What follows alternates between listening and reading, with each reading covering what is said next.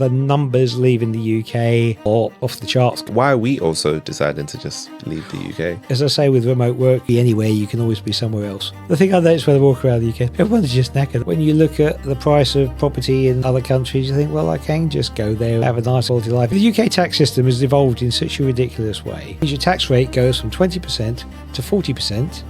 To 45%, but between 120 and 125,000, it's actually 60%. Nobody's ever voted for a 60% tax rate in the UK. You're basically being told there's no point working any harder. I understand the whole talk about millionaires leaving. Should we care as much? We shouldn't bend over backwards to just cater to the minority of minorities of minority. It's a multiplier effect, isn't it? Every time you spend money, the person you spend it with goes and spends it with somebody else who spends it with somebody else, and it cascades down. What do you think for those that decide to stay in the UK? What do you think are the opportunities for them to grow their wealth or improve their financial? There's still a huge amount of opportunity here. For the everyday person who's concerned about the UK's changing economic landscape, what kind of practical steps can they take to protect their financial future?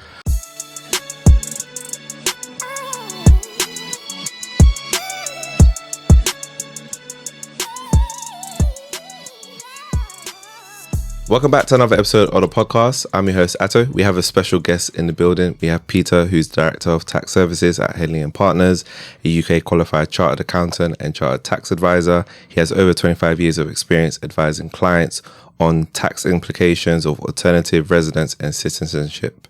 He works closely with clients, their advisors, and local experts to ensure tax compliance and clarity. Previously, he was managing partner of EY's global mobility business across EMEA. Peter, how are you doing today? Good, thanks, Atu. Thanks for inviting me on. Welcome. I'm looking forward to this. I think it's going to be a very interesting conversation because we've seen a lot of talk in the news about, people wanting to migrate. Yeah. I kind of wanted to understand not just people migrating, what's kind of the impact of that migration happening for those people. And then if people do want to move, like what should they kind of consider? So I think it's going to be a very important conversation. But before we start, could you share a bit about the life experiences that brought you to where you are today in your career? Yeah, sure. I studied business at university and then thought I'd join the accountancy firm because that was what my dad thought was a good thing to do at the time, and I couldn't really compete with that as an answer. So I joined one of the big firms in London as a tax trainee, passed all my tax exams and accountancy exams, and then they at that time they were expanding in other parts of Europe as the Berlin Wall came down and all the big companies were going to the former Eastern Europe that's now Central Europe. Mm-hmm. And so I ended up on a plane to Warsaw in 1993, and I've been doing tax longer than they'd had tax. Really? Communist countries didn't have tax systems because it was all such a centrally planned economy. Okay. So they'd only introduced tax on the 1st of January 1992. And I've been doing it since 1989. So 1992? Yeah. Wow, I'm older than that. Exactly, yeah. So they hadn't had tax before. And so big companies needed advice, and so they stuck a bunch of us, people on the plane, newly qualified, went there, and just in some ways it was the one I lead in the blinds, but on the other hand, it gave me experience I would never have got otherwise. But it also means that having been a person from one country, going and living, working in another country, and paying tax in that country, then that's what I've been doing ever since.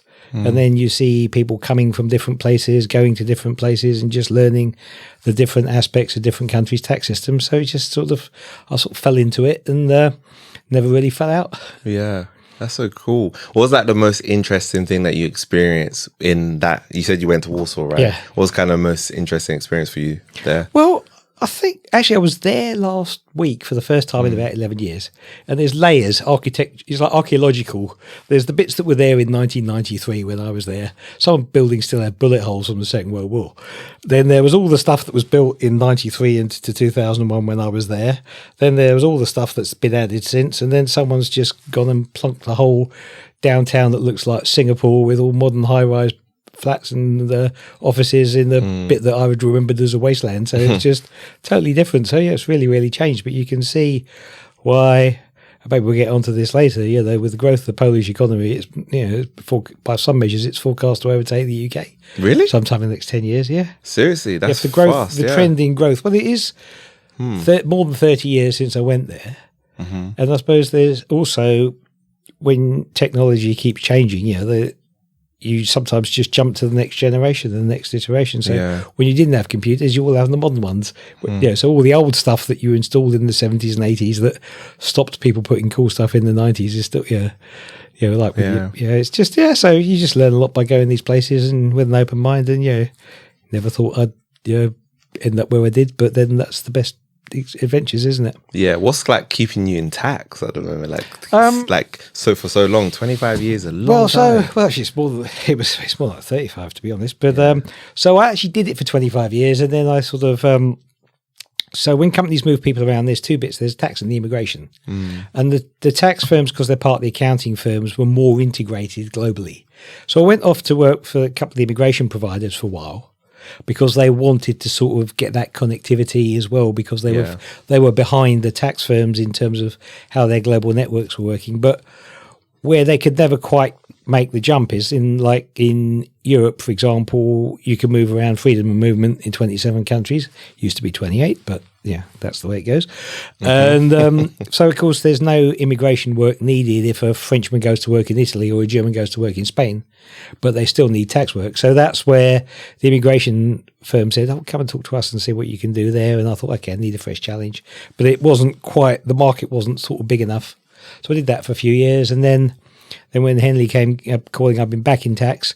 That was the album that AC/DC never made, Back in Tax. So we got the migration piece with the tax piece on it. So having done a bit of both, it's just a natural logical evolution. Then I think it's having done it for that long, gone to try something a bit different, and then pulling the both strands together. Then that's what sort of gets me out of bed in the morning, makes it sort of still interesting even after all this time. Yeah. Are you seeing more people migrating now? Or is it just an illusion that it feels like more people are migrating more from the UK now than maybe before? It depends on the types of things. Because if I go back to when I was in Poland in the 90s, or Czech Republic in the 2000s, which is where I went afterwards, you had all the big companies opening up, like Coca-Cola and Procter & Gamble and Unilever and Colgate, and they would send 5, 10, 15 expats to build the office there, hire the local staff.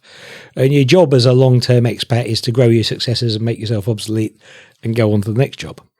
So back then you had a lot of people on long-term assignments, but they were there for, the whole difference between an immigrant and an expat is the expat expects to go home and usually someone else is paying.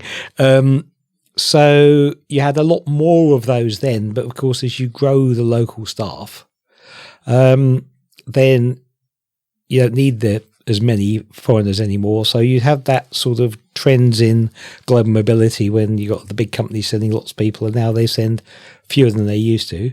But that's been replaced by civilians, normal people going places. But I think because we didn't have that visibility pre-Brexit, you and I, we could have jumped on the plane, any time we wanted and gone to any of 27 countries, and now we can't do that. For reasons we won't go into.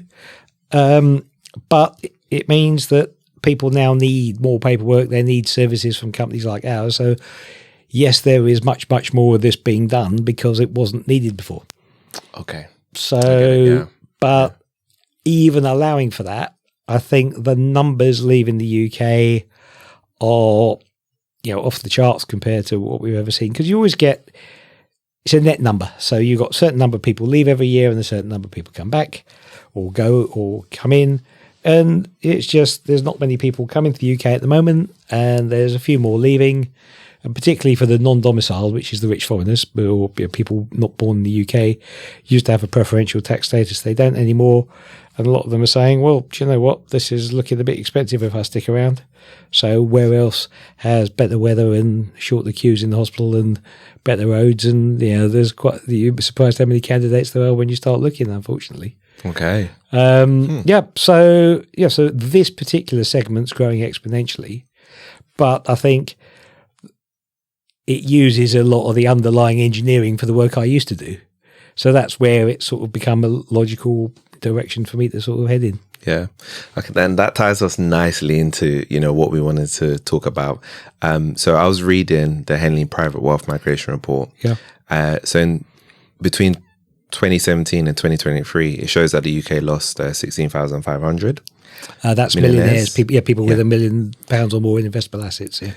And then it said that the estimate net outflow was 9,500 millionaires in 2024. How is this trend looking like in 2025? And where are these millionaires kind of moving to? Well, I think there's two types of millionaires that we're looking at here. The firstly, as I said before, is the non-domiciled, the rich people from other countries that base themselves in the UK. It was very common in the expat days for American companies to have their European headquarters in London because there was less of a language difficulty than there was if they were somewhere else. But since you now need, if you're based in London, you now need work permits and visas to go work in mainland Europe. If you are that person, you can't sort of travel as easily as you could do. So therefore, they've started saying, okay, well, some of the banks have moved trading desks to, Paris, Amsterdam, Frankfurt, Zurich, the usual suspects. But I think that started it. It was not only about the tax changes. It was Brexit and, austerity and all these other things that made, the UK just less of a fun place to be than it used to be. But then what's turbocharged it over the last 18 months is the changes to the non-domicile tax rules, which was actually introduced by the previous government, although you'd never know that reading that about the... Was it? Yeah. The anti-Rachel Reeves stuff in the Times and the Telegraph and all the other papers is Rachel Reeves' tax changes, which were introduced by Jeremy Hunt just on his way out the door, just to throw, conveniently position them to go under the bus with the changes. So, yes, they were introduced by the Conservatives, but you'd never hear that. Yeah. Okay, I did not think that, no. Yeah, because they didn't get a chance to pass them into law because they announced them and then there was the election. But they knew Labour were going to do it anyway, but it meant that they were... they were sort of dealt the version they were dealt rather than get a chance to do their own one. But they've had advice telling them that not many people would leave, which turned out to be fundamentally incorrect. Because if you are a hedge fund manager or a squillionaire of any kind, and then you used to pay tax on your UK income, and maybe you got a few companies abroad or family business in where your family originally came from, then having that tax when it wasn't taxed before, you can say, well, why should they have any better preferential tax status than you or me? But that's just the way it was, and if you want people to come to the UK, buy nice expensive properties in the West End, keep all the posh restaurants going, keep Bond Street going in selling posh clothes and watches and stuff like that, then you need them to come from somewhere. And I think there's also a sort of feeling that was whipped up a little bit, they're going to bash the rich because, that's what they always say.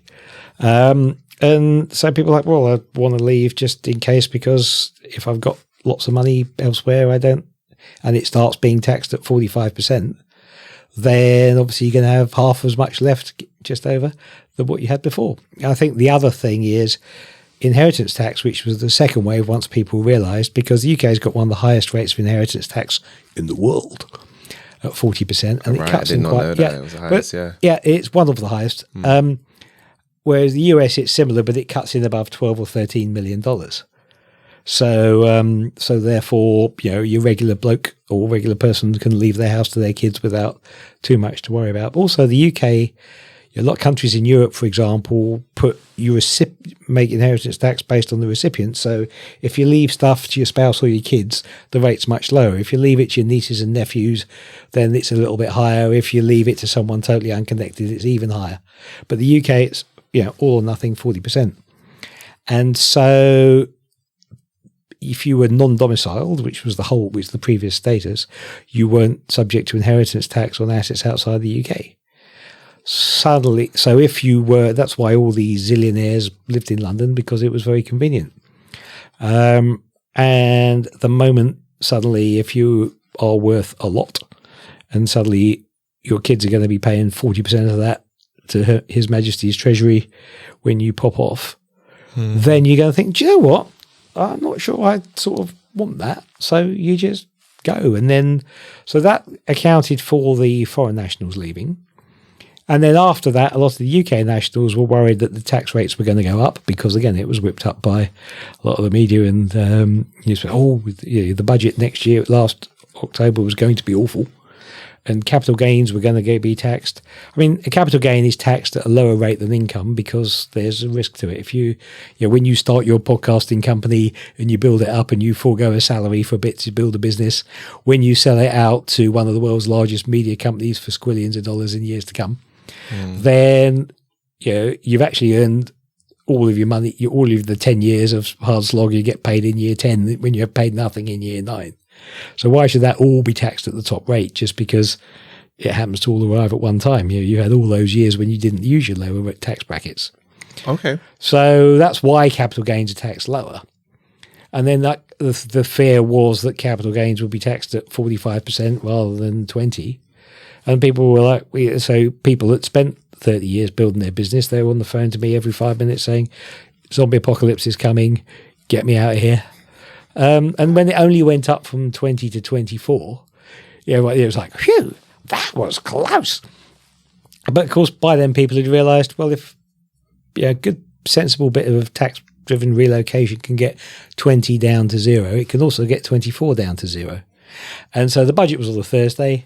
My phone didn't ring on the Friday, but by Monday, everybody had thought, well, it's still, I know it only went up from 20 to 24, but it's still a law. Okay, so people had already been considering it. Yeah. And it's like, at that point, you know what? Like you say, I mean, look, 24% and 0, there's only one winner. Oh, exactly. But I had one guy, because the budget was in half-term week, he actually went on holiday with his family. And the plan was he was going to phone me on Friday and say, should he come back or not? Because you can, you leave the UK for a tax perspective on the day you leave. In some circumstances. Yeah. So if he left on the Monday, the budget was on the Thursday and it put the tax up, then he'd already gone. So he was under the old rules. Okay. So, but he found actually it's safe to go home. But he said, oh, okay, thank God for that. Huh. Yeah. But he's been on the phone a couple of times since. So. This is interesting. And we're going to talk a bit more about that because I think it's a very interesting thing. So the non-doms stuff, right? So just to clarify, before, people who were not from the UK that moved to the UK, under the old rules, non-dom rules is what it's called, right? Actually, if we go back even further, I joked about Poland not having had tax when I went there. If I was slightly older, the UK's only had tax for about 225 years. And if you go back to how taxes evolved over that time, which I could bore you about for a very, very long time if you wanted me to, initially different things got taxed. Land got taxed, rents got taxed, work got taxed, forest, woodlands got taxed, and different. So gradually they started taxing this, then they started taxing that. And then over the years, the tax system built up. You tax employment, you tax self-employment.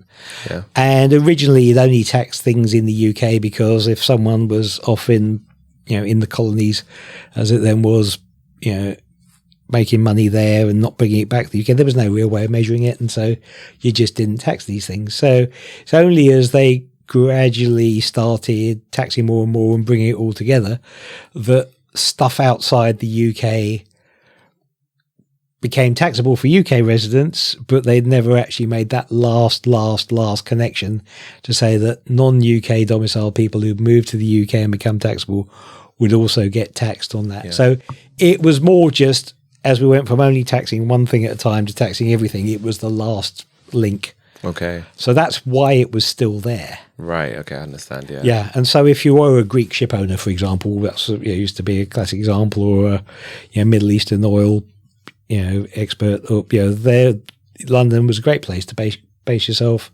because then you wouldn't need to have all that stuff taxed. Yeah, you wouldn't get taxed on money that you make outside of the UK. But now what's happening is money that you make outside of the UK, they're saying we're taxing that now. Yeah, because you're taxed on your worldwide income because you're a resident. Only two places can tax you. International tax, then every piece of income has a source. So it's, whether it's the interest that's paid to you by the bank or the salary that your employer pays you or the dividend that you get on the shares that you own, every piece of income has a source. And the country where the source is can tax that first. And the country where you're resident, where the individual taxpayer is, the country where you're most connected to, will then come and tax everything you've earned anywhere in the world. So when you've got lots of different, if you've got a multinational empire, then the source basis will tax that, but the residence basis will catch anything in there. And all that said is now you've got all these different sources. Some of them, if you were non-dom, were outside the UK tax net. Now everything is. Now it's still taxed in other countries in a lot of cases. And actually, when I did an exercise for one guy, when you look at it, where it's taxed and how much he's paying, and if it started being taxed in the UK, there's something called double taxation relief. There are over 3,000 different double tax agreements between pairs of countries, which say that, okay, if you've got income, if you're a UK resident, there's a source in that other country, that country can tax it. And then the UK comes on and goes, well, because that your property rental from your villa in the south of France has been taxed in France, we're going to tax it in the UK again, but we're going to give you a credit against the UK tax for what you've already paid in France, so that you don't pay tax twice on the same income. Yeah. Hence why it's called a double tax treaty. So by bringing non-dom into UK tax, the exercise did for this one guy, it turns out it's going to make not the blindest bit of difference. Right. Because it's already been taxed in other places. Okay, and he'll get the relief. Yeah, he'll get the TCR. So he's like, oh, well, do you know what? It's not worth moving for that, is it? I said, probably not.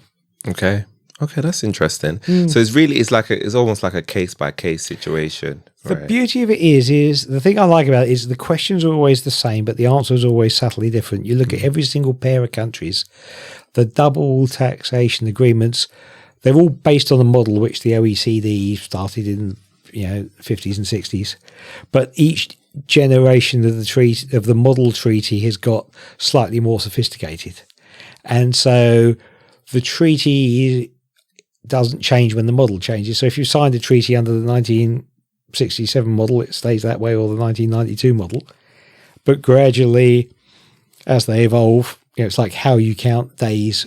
Sometimes it says it was number of days in the tax year. Now it's like number of days in any 12-month period, beginning or ending in the tax year, because people were counting their days too precisely to just stay under the radar. Yeah. So they made it a bit more difficult. But the older treaties still got the old way to count the days. Okay, wow, that's so interesting. There's so much. This is why we need experts like yourself. Well, I say it's just the beauty of it is, having spent the vast majority of my tax career outside the UK, I read many more double tax agreements than other people do. And you just learn the different ways they work. You're looking at them the whole time, and it's just it can get quite complicated. But when you've out of the 3,000, there are a finite number of models, and gradually, when you've done the interpretation in practice every time about what is the meaning of centre of vital interests or habitual abode, then those kind of things. You just every country's got its own interpretation, but there's a limited number of ways they can interpret these things. So you sort of congregate towards the sort of which ones are the most common. Yeah. And how does this trend, of the millionaires leaving the UK, how does that impact not just the economy in the UK, but us, everyday people as well? Well, I suppose, if you take the classic example I talked about, the guy with the capital gains leaving the UK, then if you were the guy, so when I go back earlier, when you sell your podcast to a media company for squillions, and you decide, because we've had a chat before, that a year or two before you're going to go and base yourself somewhere that doesn't have capital gains tax, then when you've sold the company, then in some ways it makes no difference, because your 1,000 employees will still be there, the company will still be there, it'll just change ownership and you'll be somewhere else. So at one level it might not make any difference at all.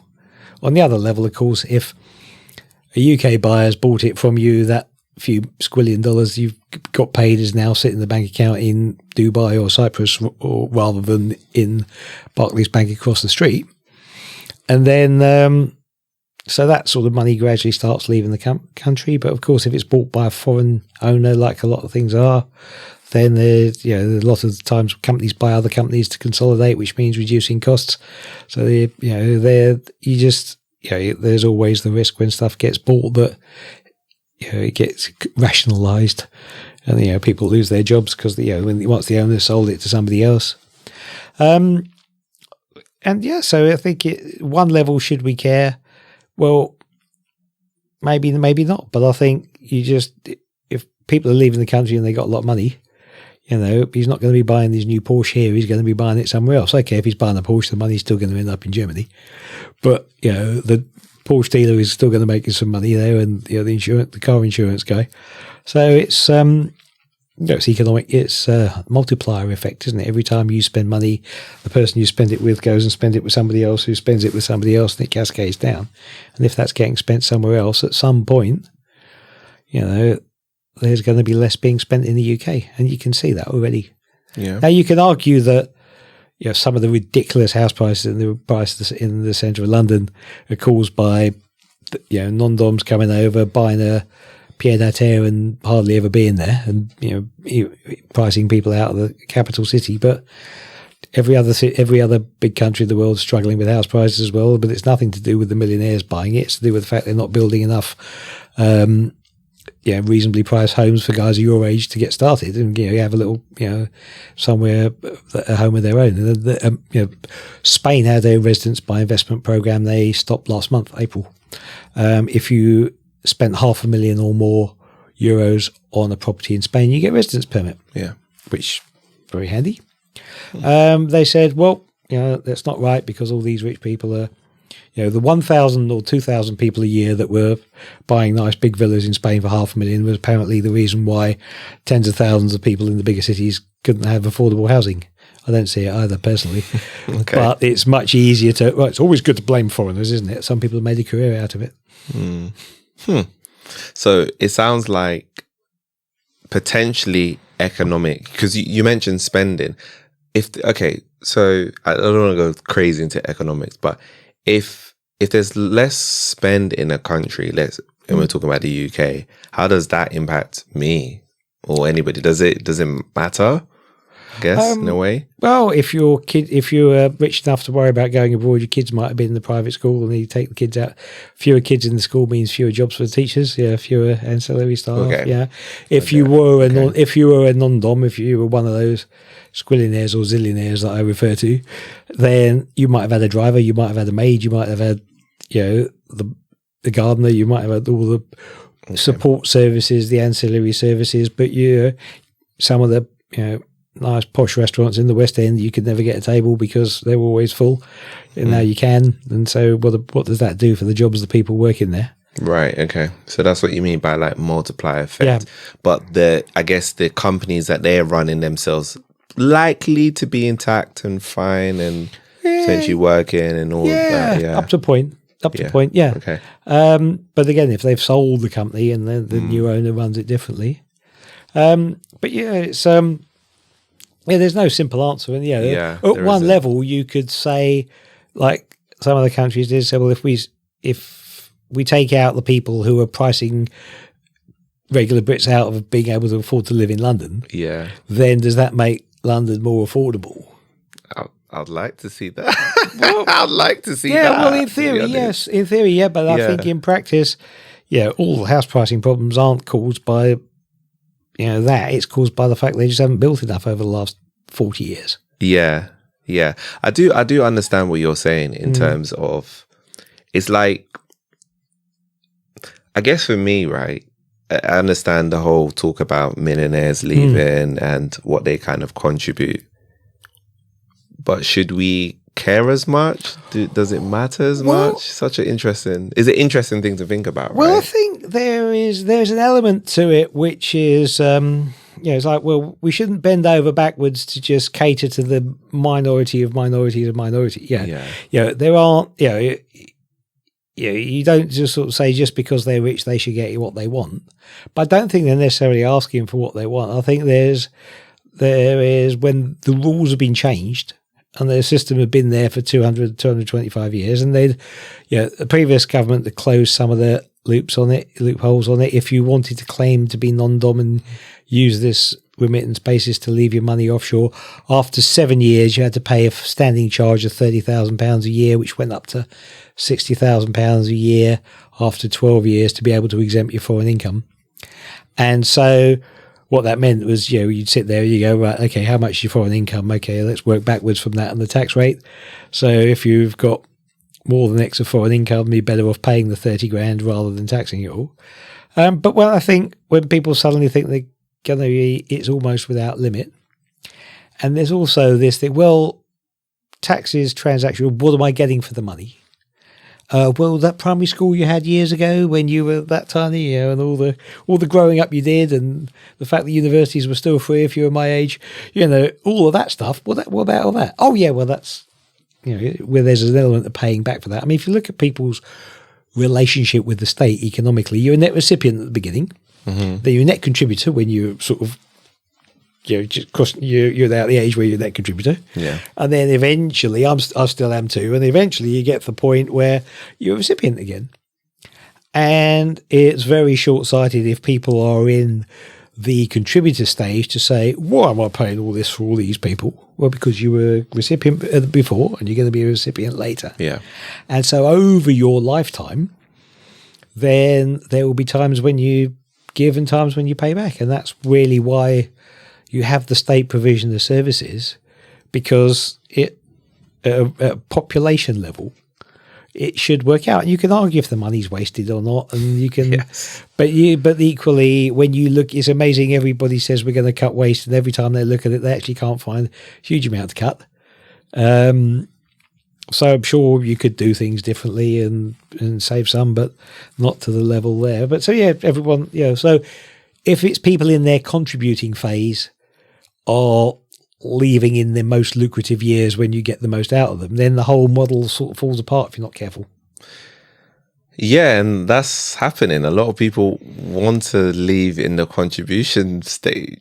Yeah, right? because if you're the guy selling your company for 10 million and you can walk away with 7 million or you walk away with 10 million, what are you going to take? Because if you walk away with 10 million, well, if you walk away with 10 million, you don't have to work again.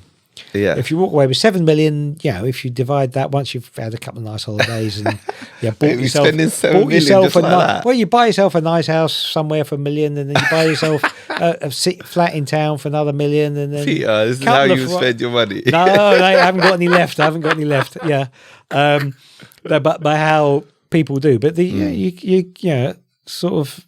A regular house in some parts of London's $1 million before you've noticed. Mm-hmm. And if you have worked hard and then you want to spend some time on the golf course in Portugal, and then that's going to be $1 million before you noticed. So but it's ridiculous, and I know we have no sympathy for that. Yeah. But at the same time, it's rational self-interest. If you are the person that you say, well, I get that. Across the population of the whole, this needs to happen. But me being the single person that's paying all of it, the most of it. I mean, you do see sometimes, you have some very good, English, very rich people, millionaires, like the Bet365 lady. I think she's the highest paying taxpayer in the UK or something. You see all these things there about how many hundreds of millions she's paying a year. And good for them. People like that, good for them. I know even Bernie Ecclestone, who knew the price of a pound, he was one of the highest paying taxpayers a few years ago as well, when he was in his prime. And if people want to live in the UK, and that's where that's where their business is, and that's where they're making their money, is if it feels fair, then you'll do it. But if you feel it's unfair, but also if you feel it's specifically targeted at you, and also if you feel it's driven by jealousy or hating the rich, which I don't feel that, when you listen to the current government talking, it's not sort of all the rich are evil, all the rich are bad. They're just saying, if we need to raise more money, we're going to ask the people that have got it, because they'll have more than the people that don't have it. I don't think it's hating the rich. No, I don't think they are either. I don't, and you don't see that from them. Yeah. But you see them being portrayed that way, but people that want to try and make them look bad. But I think it's perfectly rational. So 10,500 people last year said, you know what, I'm off. And the number, by all indications, we're 1/3 the way through the year. That number is going to look like a drop in the ocean, potentially. What do you think it will be, the number? It roughly? will be higher. Higher than 10,000? It will be. Okay. And in the report, it was saying that they're moving to places like, Paris, Dubai. Dubai is obvious. I've spoken to so many people about moving to Dubai. Amsterdam, Monaco, Geneva, Sydney, Singapore, and then there's other places. What makes these places so appealing compared to like the UK? Well, firstly, UAE is the largest net recipient inbound, but that's not just, both from the UK and from other countries Seriously? as well. And that's because it has no income tax. Yeah, Also, of everything's course, new, everything's modern, everything's clean. You've been there? Or I've been there twice. Have you been there? Yeah. Viewers, have you been there? Because it is very different because everything's new and everything's clean, everything's modern. Yeah. And so the weather is slightly better. It's not slightly, way better. Well, except when, it's too hot. When it's too hot, yeah. Apart from summer, where you fry like a chicken. But it's getting more expensive, and you're paying $2, $3, $4, $5 a month in rent for you're paying twice as what you could be paying in London. So it's not all one way, and you got there's no state healthcare. I think most of it is got to be paid for by insurance. So, but as a quality of life perspective for families, because it's super safe, people feel that. That's it's a good place to start. And if there is no income tax, particularly like I say, when you go to sell your media company in years to come, you've got to be outside the UK for 5 years for the capital gain to be tax exempt. At least if you spend the first 2 or 3 there, you might get bored with it after a while, and then we take you somewhere else. But somewhere with no tax is always a good place to start. Yeah. But I think also you've got families from all over the world in London. London's always been a great crossover point. And if you've got families with an Asian background or an Indian, but that's Asian background as well, then Dubai is sort of on the way. And so it's quite easy to pop back to where your businesses are, and so it's got a geographical usefulness as well for certain types of people as well. Whereas if you're in the UK, if you're a fund manager or a hedge fund person, you might want to go to Switzerland or Italy, because particularly if you're at the age when you've still got kids at university in the UK and you don't want to be too far away from them, or you don't want to go to Dubai. Because it's funny, when I talk to people about going to the UAE, I've never met a person that says, I have no opinion about that at all. Almost everybody's like, I'd love it, or oh no, I couldn't possibly go there. There's nobody in the middle saying, I've never really thought about that, and I have no opinion about it. So if you're just not that kind of person, then say Italy is very popular because it's got a flat tax. Not a flat rate of tax, a flat tax. So if you are rich enough, so for their non-dom equivalent, so people earning income outside Italy, you pay 200,000 euros a year of tax. Okay. You make 500,000, you pay 200,000. You make $1 million, you pay 200,000. You make 10 million, you pay 200,000. Which means effectively that as their normal rate on dividends and capital gains is 26%, so you do a bit of hard sums in your head. If you make more than about €750,000 a year, then you're better off paying the flat tax, and your marginal rate is 0. Right. Okay. And again, you get to live in Italy, which means you got sun, you got decent food, you got lemon tree in the garden, make your own olive oil. It's perfection in some respects, and that's why Italy is so popular amongst certain people, because the flat tax means you've got certainty. Greece has got a flat tax as well, and that's 100,000. Italy's used to be 100,000 as well, so you would have thought they were competing.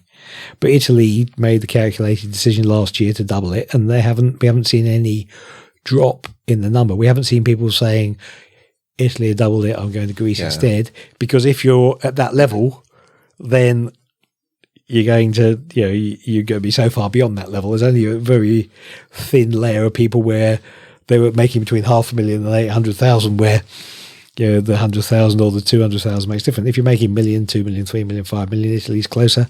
Yeah. Language is arguably easier. And so, it's, so that's Italy's very popular. Switzerland's popular, again, because each of the different regions of Switzerland, or cantons as they call them, has their own tax system. So you pay tax in 2 levels at Switzerland, or 3, federal, canton and local level. And the canton level is as much as the federal, plus or minus. But they will say, we want rich people to come here. So you can almost go to the canton and say, I'd like to pay this much in tax, please. And they'll size you up and work out how much you're worth. and then go, how much can we squeeze in for? Yeah, go on, 250, and then, from 250,000 Swiss francs upwards. So that's why Italy realised they were sort of benchmarking against Switzerland rather than Greece. Right. And if Switzerland, it's 250,000 francs upwards, that's not that different from 200,000 euros. So therefore, so that's also, if you're in the finance industry, Switzerland's very good because you've got, Zurich and Geneva and all those central places. So, so those are very popular. France and Amsterdam, that's more for the corporates. So if your European headquarters isn't in London anymore, it's got to be within the EU. Those are the places where the big companies have gone, and so it's not the squillionaires necessarily going there because Netherlands or France don't have tax incentives so much. So they do for sort of traditional expats. So if you are one of these corporate guys that get sent to be sort of director of Paperclips brackets Europe, then some of the benefits they pay, if they pay for your housing or your kid's school for a certain period of time, then some of those things can be exempt. So they, for traditional expats, they still work. For the the high net worths, they don't, because you still be taxable on your worldwide income. Okay. So there's something for everyone, and they're all different, and they're all the reasons and the logic behind the tax systems is different, which is why when it says, okay, where is everyone going? Well, if you've got these issues, you're going here. If you've got those issues, you're going there. Yeah. And, if you want international schools for your kids, then that's going to be one of your considerations. If you've got university age kids in the UK, you might want to be closer for them. If you haven't got any kids, or they've all left, or they stopped speaking to you, or whatever, and you're not or worried about them, then you've got more options, and you can go further. I mean, I got some people go to Thailand or Malaysia because they've got quite good tax systems as well. You're only taxed on the money you bring into the country. So if you're making hundreds of thousands a year, but you actually find that you can live there on 30 grand a year, so you bring in 50, pay tax on the 50, and you're left with the 30 you need to spend, then the rest of it doesn't get taxed. Yeah. So they're quite, popular as well. But you get all kinds of, if you're retired, Greece, Cyprus, they have a lower flat rate of tax for pension income. So is Costa Rica, I think. Costa Rica and Panama are popular because they have what's called a territorial tax system, which is the only tax on what you earn in the country. So if you're from the Americas, plural, then they're in the good time zone there. See, for US people, it's always a bit more complicated because they're always subject to tax. But if you were Canadian living in the United States and you think, well, actually, Canada's too cold, I'll go live in Panama for a bit and have a better tax system, that works. So, across Henley Partners, we've got about 40, 50 different countries where either do a residency or a citizenship by investment. Okay. So you can either make an investment in the country and get the right to live there to keep your money company, or some countries say, well, we want to encourage people to invest in our economy where it needs to sort of transfer, and then they'll give people passports for the right to do that as a thank you for investing. Okay, so just to make that clear to the watchers and listeners, basically you can get passports for certain countries if you meet some conditions. So some of those conditions are investing in that country or whatever other conditions that country has. That's so interesting. I actually had two follow-up questions I wanted to ask you actually. So the Italy tax, right, that you're saying that 200 fixed. Is that over a certain amount of earnings? So obviously, if I'm earning 200,000, they're not going to tax me 200,000. You can have the choice of paying regular, normal Italian tax so for your normal income. Okay. And normal Italian tax is a little bit higher than it maxes out at 43 rather than 45 here, but you get there a bit sooner. Right, and the capital gains is 26, whereas it's 24 here. So it's pretty similar. Okay. But it's slightly higher, but it's when you spend less on heating, it cancels out. Okay. But if you're a very high net worth person, then you have the option of, doing the 200,000. Yeah. And like I say, so if you're making more than 750 grand a year, then that's when it starts getting interesting. Okay. And then my second follow-up question, although I say, should we care about millionaires leaving the UK? On the reverse, I'm wondering why are these countries offering this?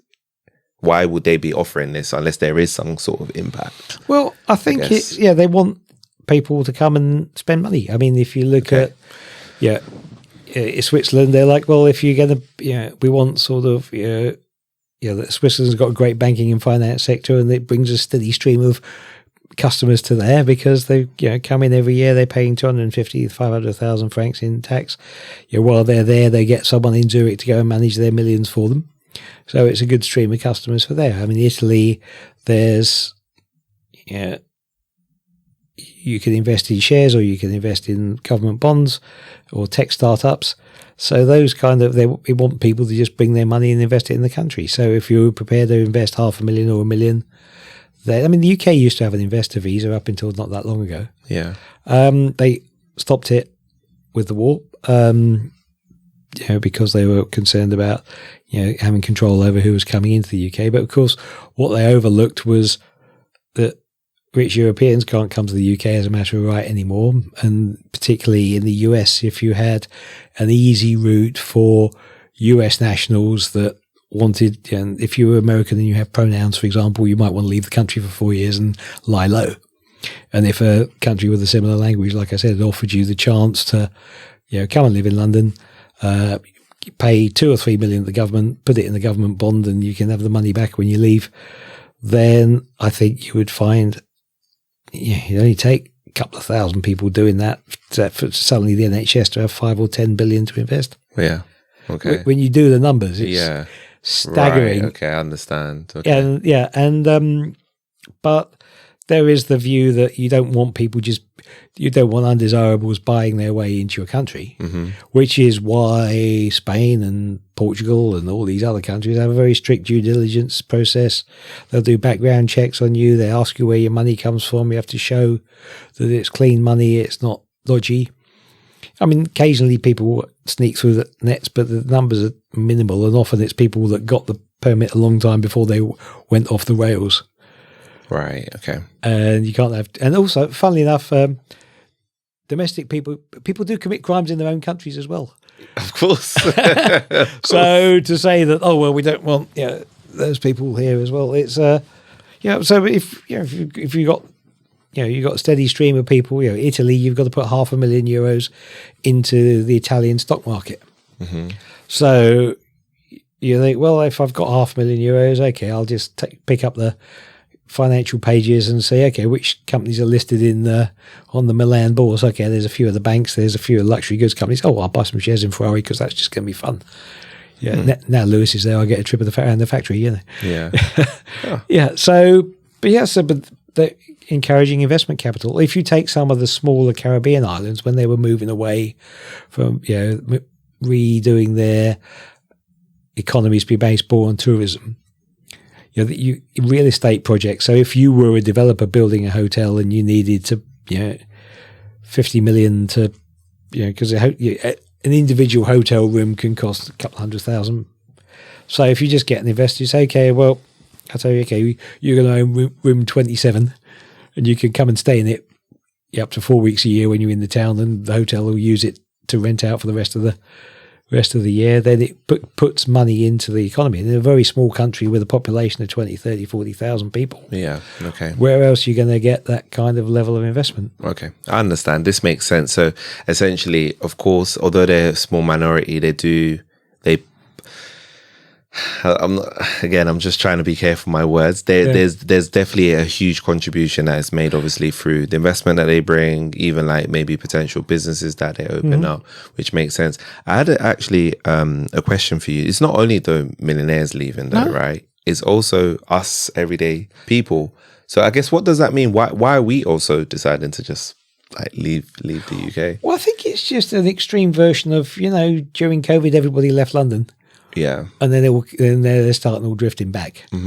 I think it's like, as I say, with remote work, if you can be anywhere, you can always be somewhere else up to a point. And then people are like, well, do you know what? London is expensive. And it's, when you look at the price of property in other countries, you think, well, I can just go there and have a nice quality life. If all of what you do is done over the internet, and if you're a coach or it's somebody that does sort of all of your work's done over Zoom, you can be anywhere. And so people think, well, maybe I just want to just want a different life. Maybe they're just a bit. Yeah, I think the thing I notice when I walk around the UK, everyone's just knackered, aren't they? They're just tired. It's been a tough few years, and I think people think, you know, I just want to go somewhere else, have something that's more than the holiday, just try something new, try something different. And so, yeah, we get a lot of, you know, I jokingly refer to them as civilians doing these kind of things. You know, it's just regular people that's like, you know, maybe I'm just just about to retire, got a couple of quid because, you know, it takes that time there. But some people just like, I'm going to sell my house here and go buy a little flat by the sea. Yeah. And, yeah, you go to Bournemouth or you can go to the Benidorm. You know, the choice is yours. Or the other places are available, of course. Or you can go to Bologna, yeah. And so I think people have always done it. I think the issue, as I said earlier, for firms like ours is pre-Brexit, you could just get up and go. And now you can't. Yeah. Unless you've got Irish grandmother or something like that. And what do you think for those that decide to stay in the UK, what do you think are the opportunities for them to, like, you know, grow their wealth or improve their financial position? Well, I think, yeah, it sounds like we've been beating the UK up. I mean, at the end of the day, we're still, was it the seventh biggest economy in the world? There's still a huge amount of opportunity here. There's still a huge amount. I mean, there's just so much needs doing. There's so much needs fixing. And there are growth opportunities. You know, if someone wanted to sort of raise money to sort out public housing or, you know, build affordable homes for regular people here, you know, there's so much that can be done to make the UK better. And, yeah, being part of that, you know, the thing I liked about being in Poland in the 90s, yeah, because after they came out of the Second World War, wasted the next 40 years, you know, being occupied effectively. And then when it got to like early 90s, they're like, okay, well, we've got some catching up to do. And there's this whole sort of national spirit of renovation and renewal and just like, okay, let's just make it modern and, you know, the place we build the new country that we want. And I think we got the chance to do that here as well. Okay. But there's a great national characteristic of just talking it down. Yeah, HS2, if please, you know, yeah, okay, maybe it was optimistic to think it could be done for the first budget, but, you know, exciting newspaper article, you know, tunnels for bats and that kind of stuff. Is like, you do sort of wonder about the priorities. Sometimes the bats are important too, but they do adapt, I think. And I think sometimes it just becomes this whole, you know, denigrating the country and saying, oh, it's been shit really, isn't it? Mm-hmm. Which means that it ends up, you know, nobody really wants to make the effort. And I think there is still a huge amount of stuff being done. There's some great stuff being done here. Look at, you know, technology, you know, tech companies in the UK, some, you know, world leading, but there aren't enough of them. Nowhere near enough. And when you look at how, like, London Stock Exchange, financial markets just don't generate enough money. Yeah, so all the companies go off and list in New York because they get triple the valuation. Yeah, so there's a job to fix it, and, you know, it's a big job. I wouldn't want to be the Chancellor or the Prime Minister at the moment. There's just too much on their plate, and if you're, you know, it's just, yeah, gee, it's 7 whole months and they haven't fixed the whole thing yet. Isn't it awful? Yeah, but yeah, come on, give them a break. They had to do it in 3, to be fair. Oh, yeah. No, I'm kidding. Yeah, no, but you're right. No, but that's what the expectation was. Yeah, I mean, it always is, right? So, but of course we said that people are leaving, but that doesn't mean people are not coming in, because I think people do get that confused and think nobody's coming here. Well, that's the net number, of course, is number leaving minus number arriving, and there is clearly not enough people arriving. Yeah. And it's things like, student visas, graduate student visas, because people, when you bring in smart graduates to go and do a master's and then they stay here and work for a British tech company, that generates much, much more in revenues than in taxes for the country than not having them there. But that whole argument's got hijacked, and they clamp down on all people who are born elsewhere. It just doesn't. It means you're not bringing in the people with the best skills and the talents. And you look at the way France is single-mindedly targeting the best American academics whose subjects are being cancelled. And France is saying, "Well, come here and study here," and then they see the value of it because that's Macron, for all of his uniqueness is he's a very sort of commercially savvy guy, and he sees that he can see the big picture, the opportunity of that. Okay. Yeah. So if we talk about some potentially positive stuff for the UK, if this happens, right? Yeah. So in the report, right, there was talks of scrapping capital gains tax and estate duty. If that was to happen, how would that affect us all if that were to potentially happen? I don't think that's a realistic proposition at the moment in the UK. I mean, the capital gains tax has just gone up, not down. Exactly. And the inheritance tax has just been expanded to other countries, to other to non-doms even. Yeah. So if those reducing taxes always leaves people more money to spend, the question then is, do they spend it or do they not spend it? And I think if you're on 20 grand a year and you get a £300 tax cut, you're probably spending all £300 of it.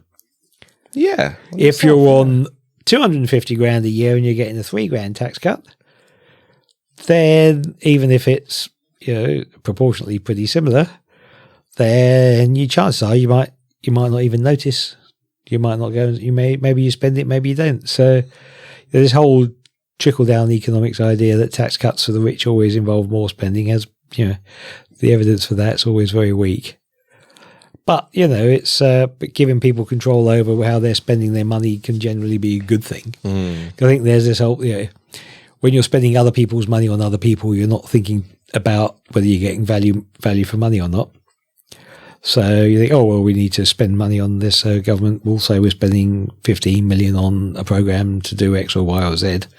But, they're always thinking about the right things for it. And I think, So, there's a lot can be done. And I think, but I don't think they're going to abolish any taxes soon. I mean, the UK tax system has evolved in such a ridiculous way that for example, it's perfectly logical that you get personal allowance for 12.5 grand before you pay any tax.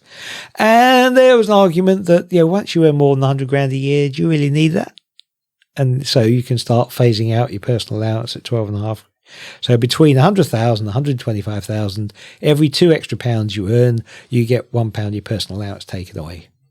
That means your tax rate goes from 20% to 40%. To 45%, but between 120 and 125,000, it's actually 60%. Yeah.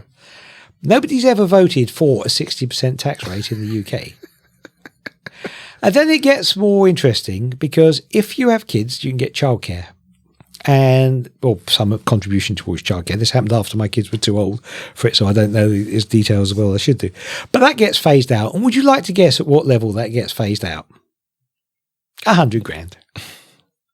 So if you earn £99,999 a year and you've got 3 kids, you have to earn more than £150,000 a year to be back where you started when you were on 99,999. Now, logically, if you are at that kind of between 100 and 150,000, no one's going to give you a 50 grand pay cut, but you're probably doing reasonably well. You're probably pretty good. You're probably a reasonably well qualified lawyer or doctor or someone like that. And you're basically being told there's no point working any harder. So therefore you don't. And so is there a reason we got a shortage of hospital doctors? Because the tax system's telling them there's no point doing any extra hours or doing extra shifts. And if you can fix those kind of quirks in the tax system, but obviously no one's going to vote for tax cuts for people earning over 100 grand a year. Because it's not favourable. Because it looks unfair. Yeah. But what nobody sees is when you go into these, because the old argument that for any complex problem there's an answer which is simple, logical and wrong. So the world on today is all about simple answers to complex solutions, which funnily enough they're complex problems that haven't been solved because there isn't a simple answer. Right. But trying to generate productivity in the UK, which has been a constant problem, you've got these people that are worth 100 grand a year that could really, just about turn up the boost and go off and really go places with their career, but they're one hand tied behind their back being told not only it's not worth working, but you earn £1 extra and you'll be 20 grand worse off with the childcare. It's not a great incentive, is it? Well, yeah. And But is a Labour government going to cut taxes for people over 100,000? No, of course not. No. But what you do is you don't do that. You just say, okay, well, we're bringing the 45% tax rate down to start at 100,000 rather than 125. Okay. And everyone says, oh, look at that. They're putting up taxes on the rich people. Good for them. And then you just leave the personal allowance in there. Okay, so leave personal allowance, but bring the rate down. Bring down. So all the people who are in that 60% bomb hole are at the 45%, so they're better off. It doesn't.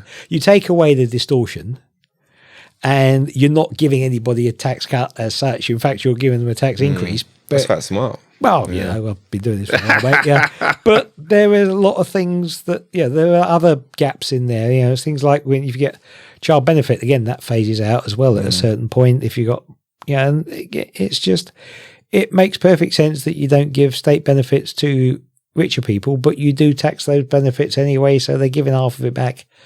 So putting distortions into the tax, any tax code, when you're writing it or when you're looking at it, you think, the moment you tax this and you don't tax that, like I talked about how this, how tax evolved over 200 years, different things being taxed.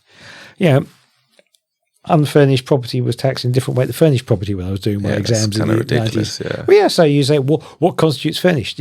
Is a sofa in there? Is it enough? So you end up people spending too much time trying to make the tail wag the dog. Yeah. And just not enough time being productive. And I think there are so many simple distortions in the UK tax system that come about because, we don't want to put the taxes up, so we just remove the allowances, and that's too complicated for people to actually realise what we're doing. And of course, you get away with it, but then it's created the distortion that 10, 15, 20 years later, it just means that nobody earning between 100 and 150 grand that's got kids can actually thinks it's worth working any harder. Yeah, and people will think like that. And actually, I wanted to say, it's funny because we say, I don't know what the implications of cutting tax is, but if people are thinking about, I'm going to move because it's several factors, but one of the biggest factors is tax, then maybe it's something that we should definitely think about. Well, if it's driving people away, then you do it's something. Not, and I'm talking about normal people. I'm not talking about super rich. Yeah,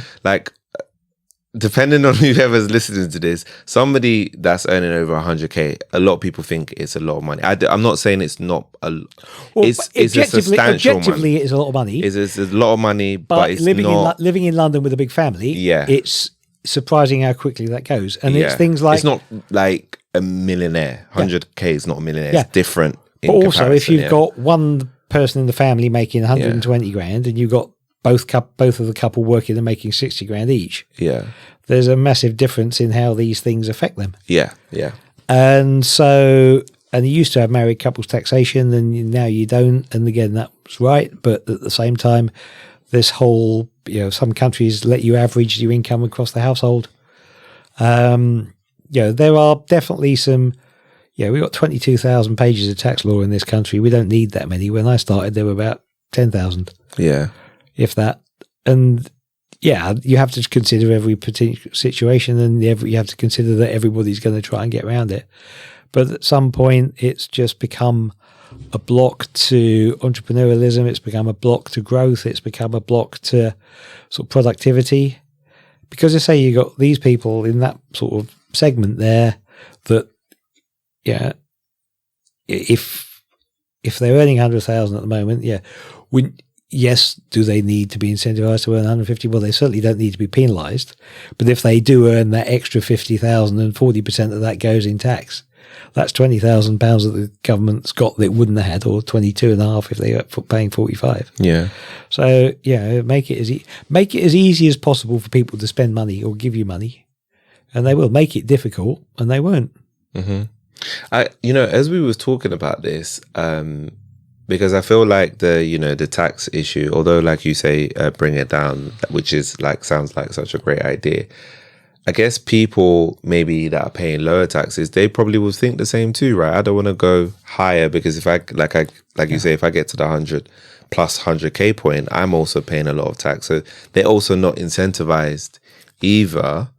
and then they're at the level where actually, you know what, I don't even want to be paying the tax I'm paying right now. I want it even lower. And that's where the coalition government between 2010 and 2015, one of the things they got right was increasing the personal allowance by much, much more than the rate of inflation.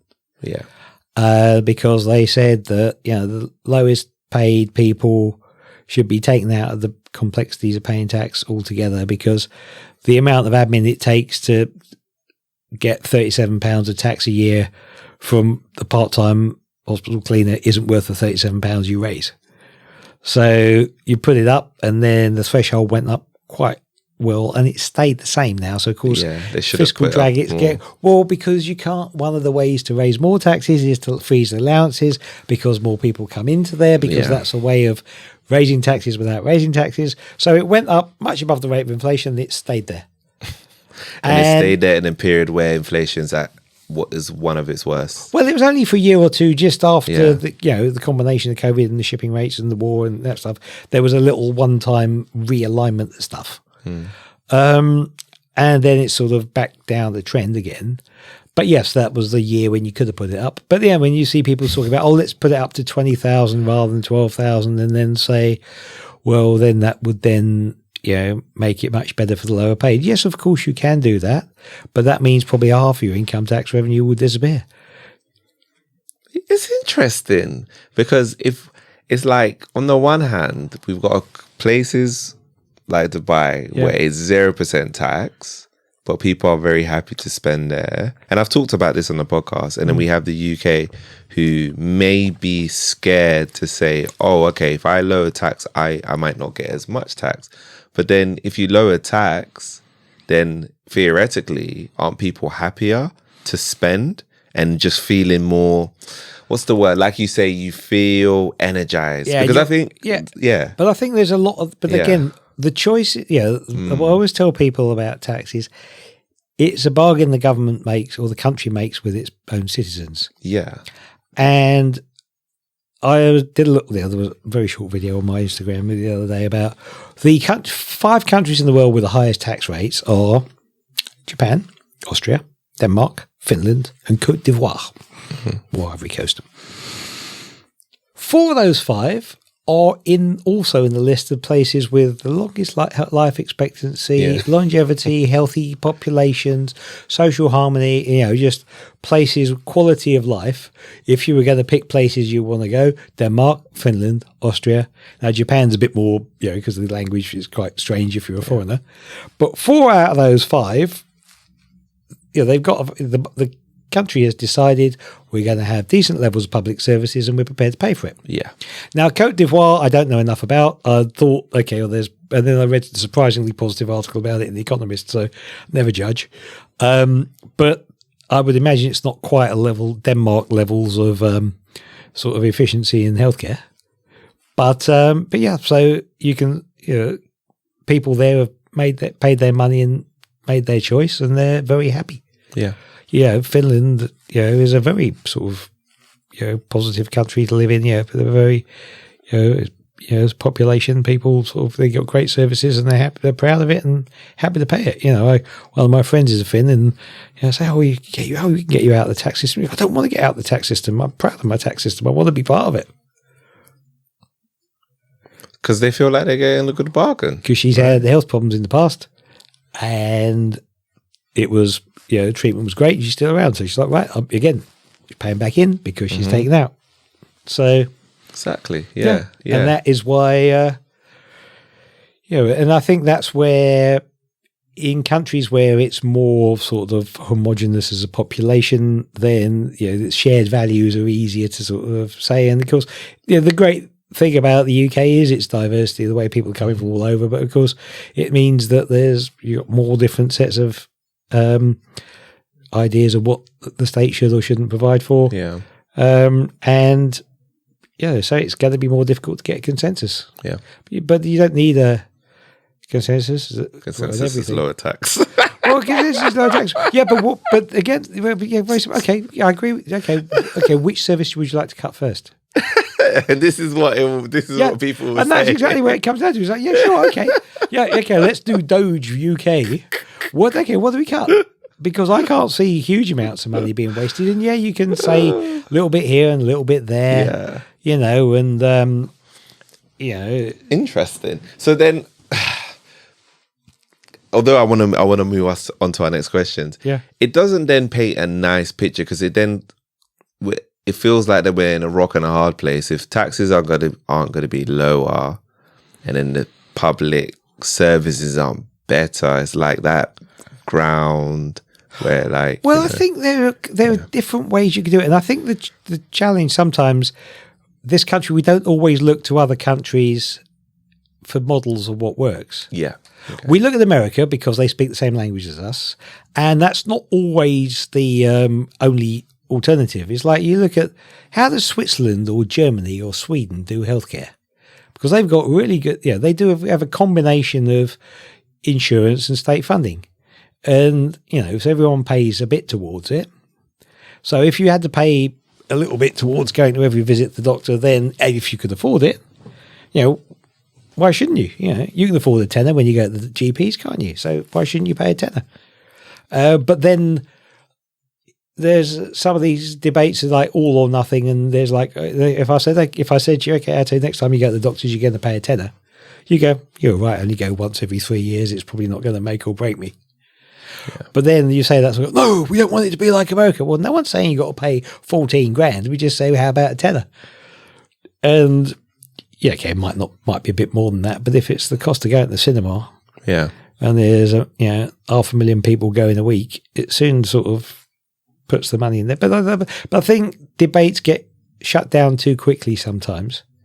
About it's not about it's like, well, how are we going to fund what we want? And making indirectly having people that can afford it pay for their own non-urgent care takes some of the pressure off, and that's fine. But it's but when you got the same doctors doing it out of hours, then is that right? Because then there's who's profiting at the expense of that? It just gets there's a lot to be done. But I think there are other ways, and looking at those and saying, okay, well, is there some other model?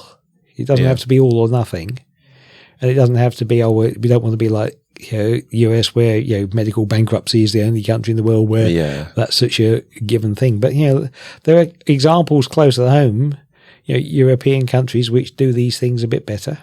Which one do you like yourself? Well, I mean, I've lived in enough of them. Everyone's got its own sort of advantages, disadvantages. But if you sort of pay, like paying a small amount for a GP visit, that sort of was pretty standard. Most of the countries I've lived in, and nobody bats an eyelid. Okay.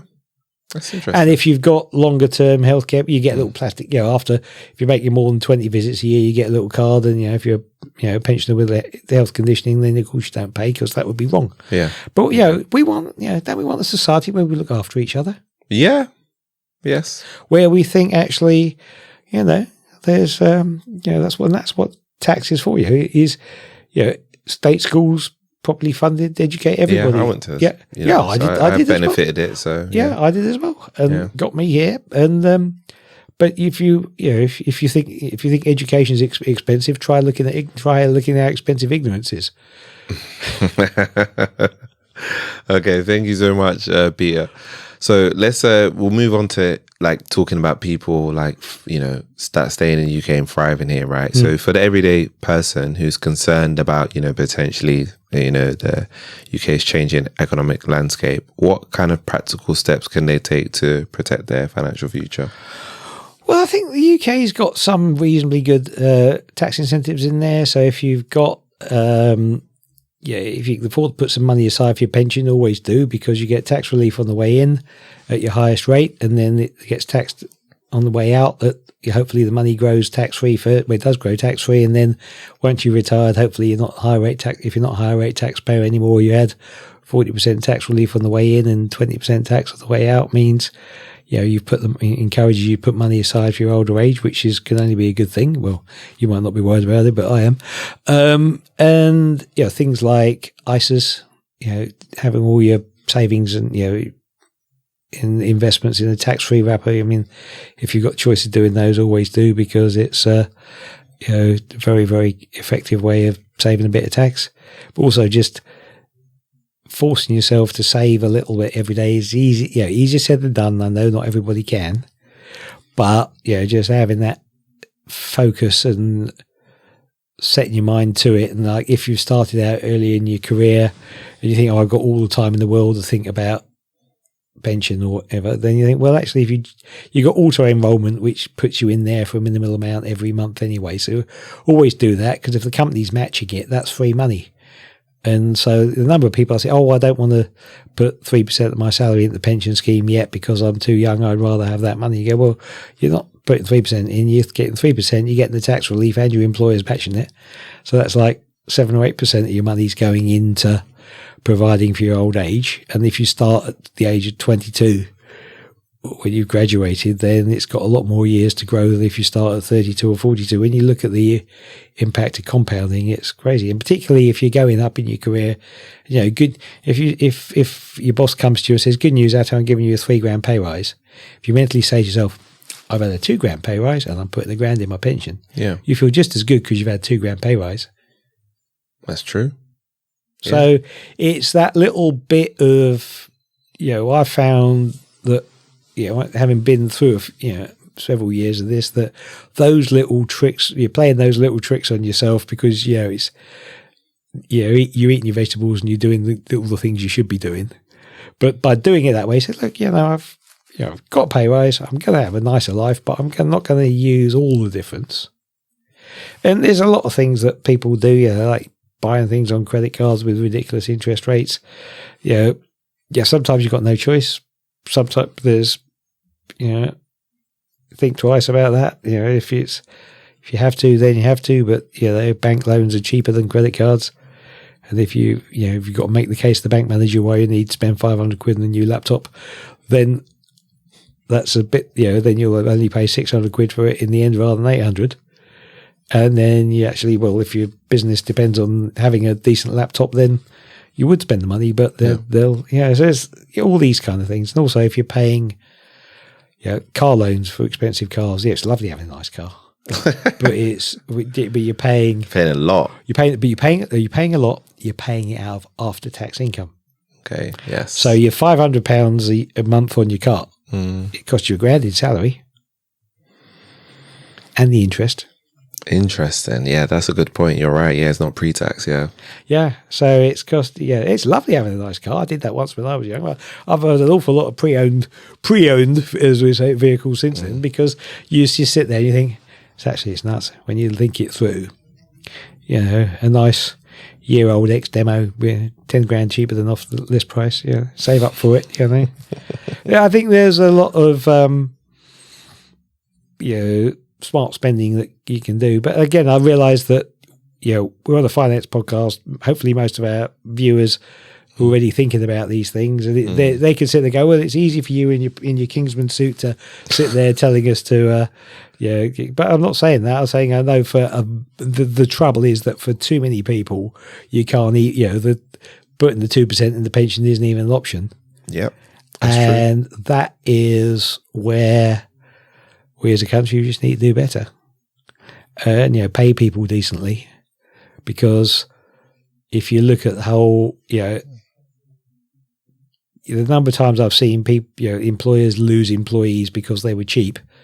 They didn't want to give someone a £500 pay rise, and then they had to give the replacement the $2,000 higher salary to get them to come in. Yeah.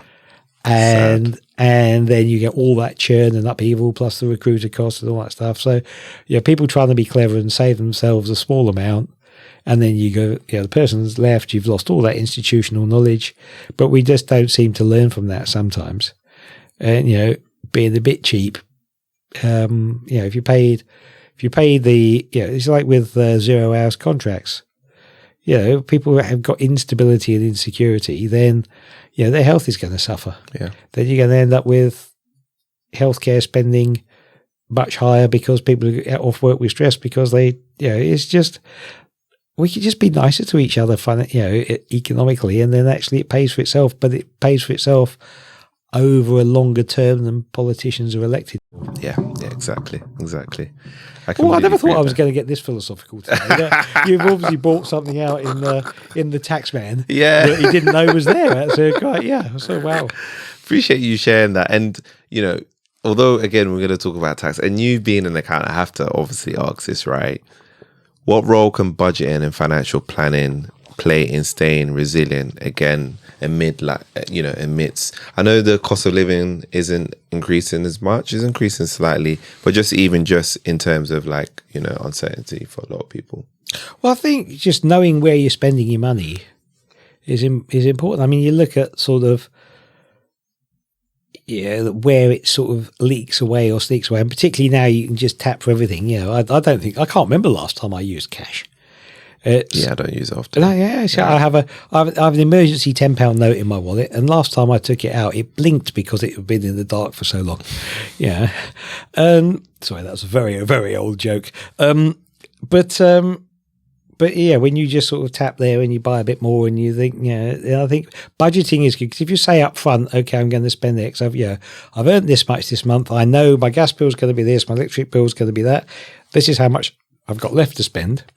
I did that earlier on in my career when I was, when I was a student and we didn't have a lot of money. Then you learn all these things. You think, well, I'm just not going to spend it until I got it. I'm going to make these clothes last a bit longer, and it's just so easy to sort of, do you want to buy it on installments?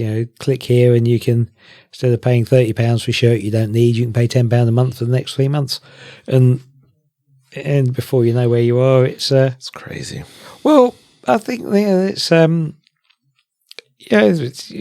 some point it can sometimes make sense. If you're getting paid on the last day of the month and that happens to be Monday and you've got a great party on Friday night, it might be excusable or logical. But at that point, you just if you know what you're spending your money on. If you don't know what you're spending your money on, you're not going to be able to work out how you can spend it more effectively. If you start looking at that, then you think, okay, well, do I actually need that? Don't I need that? It's I mean, I'm still old school. It's like you see people that go to the Starbucks every day on their way to work and spend £6 on a milkshake with lots of different things in it. You think every day? I mean, add up over the course of a year. I mean, I'd probably do that once a month, if that, because it's just, I'm still old school enough that it's just sort of, but when you do that 250 days a year, then that's 1,500 quid. Mm-hmm.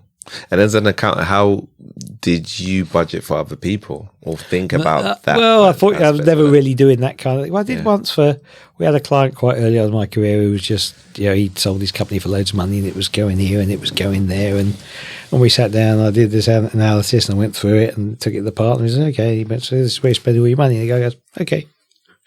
It's like, but you're sort of running out. He goes, I'll just sell something when I run out.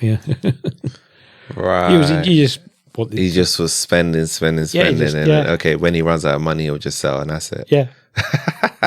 Lucky for some. Well, exactly, but at some point you run out. Yeah. You're gonna run.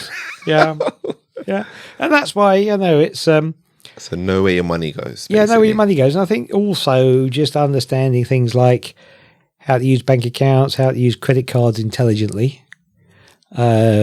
Because if you can buy that shirt on the Friday with a credit card because you're going to be paying it off when you get paid on the Monday, you can use a credit card for 50 days worth of budgeting, so you can get yourself a little bit of a buffer, but make sure you pay it off in full every month. But at least if you can get that in there, then you're there's but I think expensive loans are always the biggest danger. You look at how there's all the payday loan companies that were prevalent 10 years ago till they tried to come down the way they would sort of lend people small amounts and then a missed payment fee and a pay for that. So always read the small print when you buy something and work out what it's really costing you. Yeah, because it's very easy to think, but it's just this, it's just that, and then before you know where you are. Yeah, They got rid of them because they were charging too much APR. Yeah. So it's crazy. I wanted to also ask you, right, are there simple ways people in the UK can legally reduce their tax burden or take advantage of any available reliefs? Yeah, I mean, the things like I said earlier, pension and ISAs are probably the best ones. I mean, there's certain industries where you can be self-employed rather than employed and, pay yourself differently than maybe you can let you have if you're working from home. You have some of your home working expenses deductible, like the heating and for the days you're there. Yeah, make sure you're claiming all this. But the other thing is a lot of anything that's sold as a scheme to save tax, be very, very careful. Okay. Because you see all these contractors were sort of being paid through offshore companies or umbrella companies, and it's just, if any time you're asked to pay a fee to save some tax and you're paying the fee up front, there are some sort of dodgy people out there that aren't qualified accountants or tax advisors. And a lot, stuff like if some people, over the last 20 or 30 years, having another buy-to-let property has been a good investment for a lot of people. Now, the good side of it is you get some other tenant to pay your mortgage for you. The bad side of it is because you can afford the deposit and the tenant can't, they'll never be able to get a mortgage. And so they're paying your mortgage for you rather than their own. And so you could argue there's a, moral argument about should you do that or not. But with those, so buy-to-lets have been historically a good thing, but they made some tax changes the past few years. Because also what that means is you've got an awful lot of amateur landlords who only own one or two houses and they haven't got the economies of scale to do things properly, and they think, oh well, if I've actually got to deal with this toxic mold in the kitchen that's causing all my tenants health problems, then that's actually going to cost me money and I won't be able to afford the mortgage.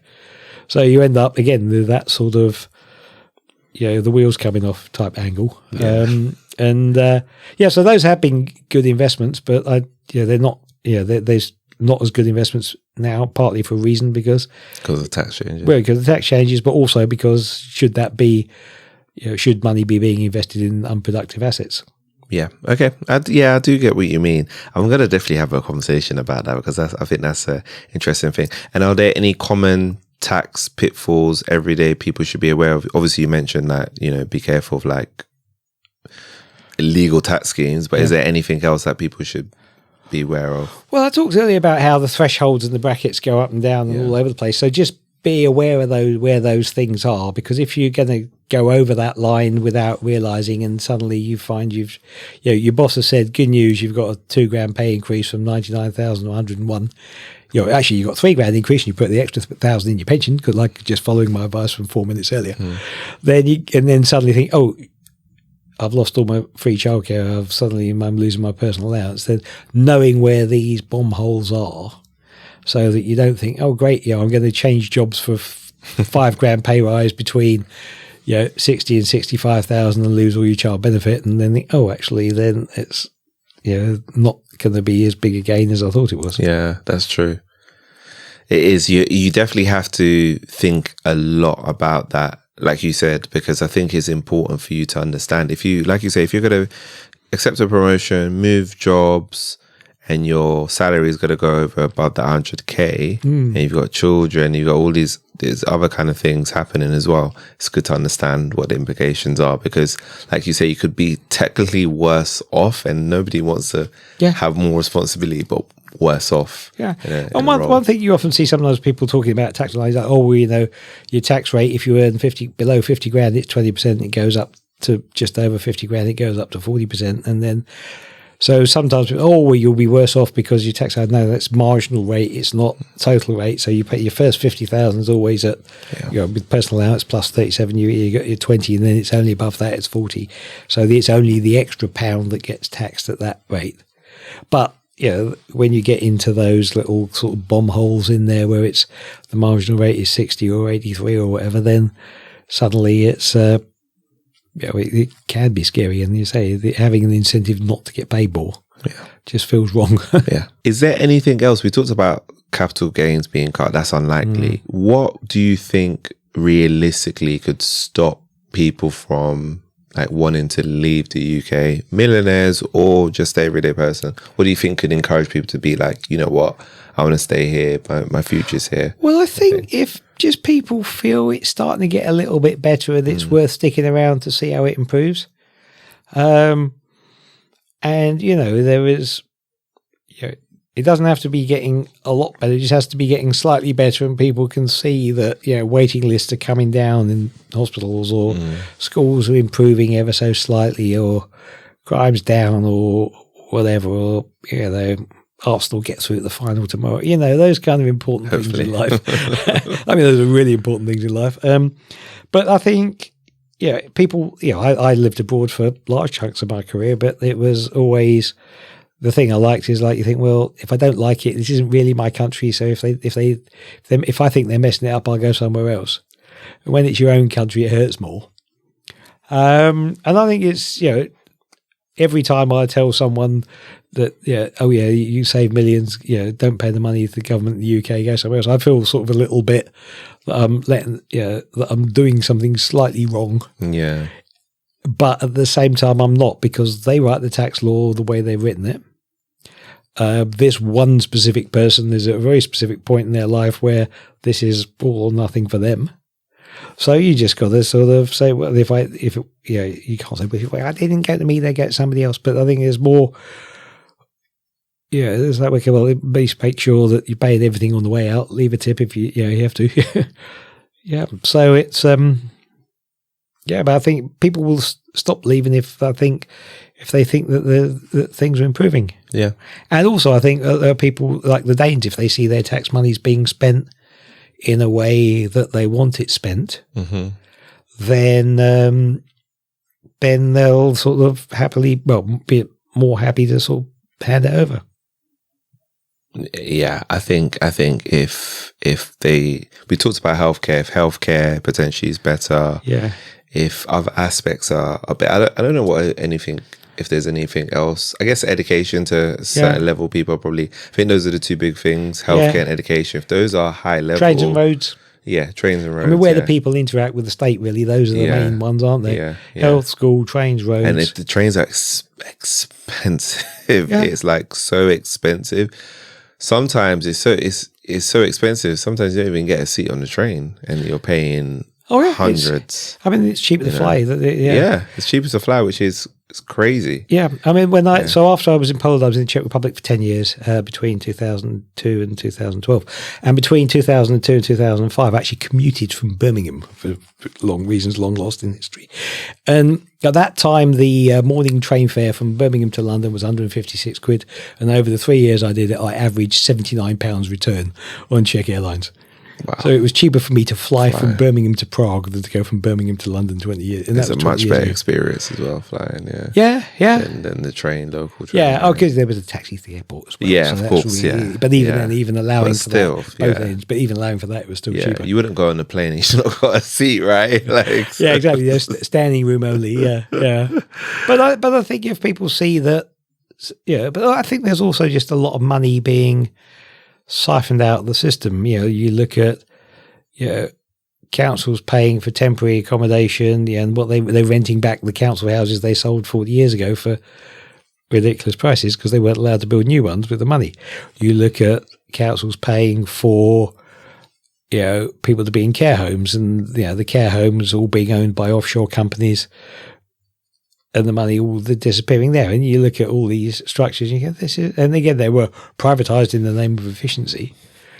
And it's, and you think, well, hang on, there's just, you can actually just go and look at each of those, deal with each of those in isolation and say, if these things are franchised or there's contracts that have a life, okay, well, great. Okay. You've got a franchise to run a train service that, is, all that money is going to foreign investors. Well, okay, well, that's what they've done now, which when the franchises expire, they just bring them back in. And I think, those kind of structural things that all happen in the background that we don't see, where, privatizing it gave some efficiency gains in a lot of places, but then also gave like water. I mean, look at the water companies. Yeah.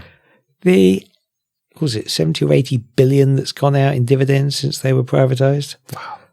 Yeah. And Yeah, crazy. It's and yeah, again, it's very nice for those people and those investors. Yeah, and again, that pension I made you put that grand in, that's probably invested in the water companies, and that's sort of gone up. But effectively, a lot of it's also just leaked away like the water has from the pipes that they didn't get repaired. Wow. And I think there's a whole structural design flaw in the way our economy is done. I mean, look, no other country privatised their water. That's absolutely ridiculous. And look at the trains are privatised, and half of them are run by state-owned companies from other countries. The German train company and the French state-owned train companies run trains in the UK and make profits and take the money out. So good for them. But it's when it was publicly owned, then any profits flow back to the UK government rather than other governments. And I think it's it's all happened slowly over the last 40 years, and a lot of those things were it took forever to get a phone installed in the 70s or whatever, so these privatizations all made perfect sense at the time. But the regulatory environment needs to be there, and it's just the sort of profiteering needs to, well, I mean, of course it's people are allowed to make profits, and I would be the last to say that you don't deserve to make a profit for doing something good. But when it's just, the councils are paying over the odds for, care home places or, kids with behavioural problems are being, can't find somewhere for them to be looked after properly because everyone's on minimum wage. I think you can cut everything too far eventually, and I think we're just seeing the impact of all of that. And I think tax is one of the let's say people will pay taxes for better services if they feel they're getting the better services, and I think the challenge is that they don't see that because it hasn't they haven't had the time to see that come through yet. Okay, that's so interesting. I wanted to ask you, right, obviously you've you've had a very long career in finance, accountant, tax advisor. What are some of the key lessons that you've learned along your journey that you can share with us, like words of wisdom to help us just get better with our finances? Not just about finance. I think just sort of how you approach life generally. Always start off being nice to people, because you can always be nasty later if they deserve it. But if you start off being nasty, they won't believe you when you start being nice. So you always assume the best of intentions and just sort of be, relentless positivity gets you a long way. Whether you believe you can or you believe you can't, then you're probably right. So I think, if you're dealing with, if you're dealing with people for the long term and you sort of build trust, build relationships, invest in times. I mean, I had a service provider came to see me a while back, and his email, which put forward different goes, I just thought your clients might be interested in my services. I was like, yes, no. What he should have said is, I think my clients might be interested in your services. So can you come and tell me more about what you're doing? Because then everyone loves talking about what they do, as we've seen over the last however many days we've been here. But if you're saying to people, how can I help you? What can I give? Then, funnily enough, then it comes back to you 10 times over. Yeah. And you get a lot of people saying, can I introduce my services to your clients? And it's like, I think my clients might need your services. Tell me more about what you do and I'll bring you some people the other way. It's the same conversation because you're both sort of doing it, but it's one's coming at it from the perspective of, how can we help? Yeah. And I think people respond much more to that. I like that. I think that's very, very interesting. I think you're right. I think if you go to somebody with value and how you can help them, they are definitely much more likely than if you feel like you're coming to take from somebody. I think when you come with, and sometimes it can feel entitled in a way where it feels like, you owe me something. And I don't even know who you are. Yeah, right? It's like, why would I do that if I don't know you? I mean, it's like, it's just, but also I think you find, there's enough people out there where you want, you want someone to be on the podcast. I just like talking about tax. So it's perfect. We both think we're getting more out of this than the other guy is, which is brilliant. And we go to the pub afterwards to celebrate. And, and that's what you do. And that, I think those things, if you keep approaching life like that, you can't go too far wrong. Yeah, I like that. So I wanted to talk a little bit about this before we end. So moving abroad, because obviously you speak to a lot of people that are moving abroad, right? What advice would you give to someone who's considering leaving the UK?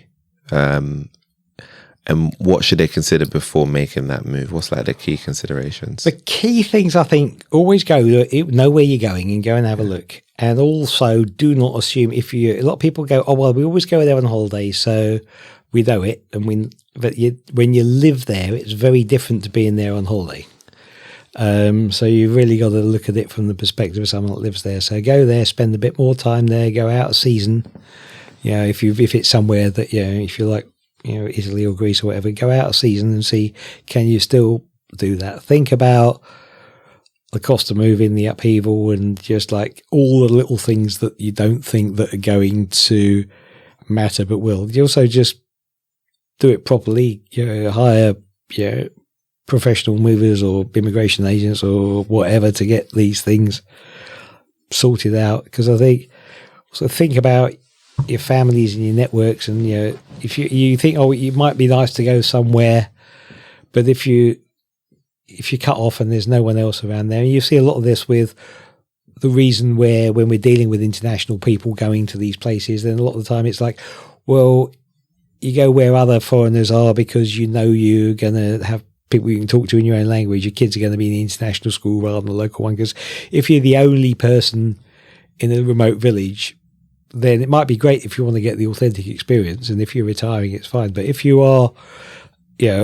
high-flying, private equity bloke in a little village full of goat farmers, then you're not really going to feel at home there necessarily, unless that's one of your secret things. So I think about the bigger picture of what you're letting yourself in for, try it, and then it might be useful to just sort of take it step by step, rather than burn all your bridges. Rent your house out for a year before you come back, rather than sell it immediately. Yeah, that's fair. That's a good point, because you're right. A lot of people, when they do these things, is with a level of permanency, and they don't have the live experience of living in there. Like you said, they kind of treat it like a holiday. And in terms of the lowest tax rates, was it the places that I mentioned before? Obviously, we know Dubai is the lowest. Is there anywhere else that is as near UAE levels? Well, I mean, it depends what the types of company. If you're a regular employee, there aren't. The UK is slightly on the higher end, but most of the others, it ends up being much for muchness. So once you factor in the cost of living, places that have a slightly higher tax bill but slightly lower cost of living might, if their taxes are higher but house prices are lower, you're sort of roughly net. Not there's sort of magic solutions there. And if you go, you can find places where it's much cheaper. Montenegro or Costa Rica or something. Those kind of places have a much lower, cost of living potentially, but then they could be a bit too foreign and a bit too far away. Yeah. But I think it's. But don't ever. The other bit is don't do it for tax reasons. Do it for quality of life reasons first. Okay. Because if you only do it for tax reasons, then you think, oh, I want to be really miserable because I want to be rich. Then that's really no life at all. Explore that. Tell me about that, because honestly, I feel like a lot of people are moving because of tax reasons. Well, the tax is one of the things that starts the conversation. Yeah. But then when you start looking at that, I mean, I had someone today. It was like, I just need somewhere where I'm paying less than I am at the moment. UAE is zero, but doesn't have to be that low. Okay. And I said, well, of course, but it's not only about the taxes. Your cost of living's higher. If we talked about Italy and Switzerland having the flat taxes, now Monaco is very close to Italy and it's got zero tax.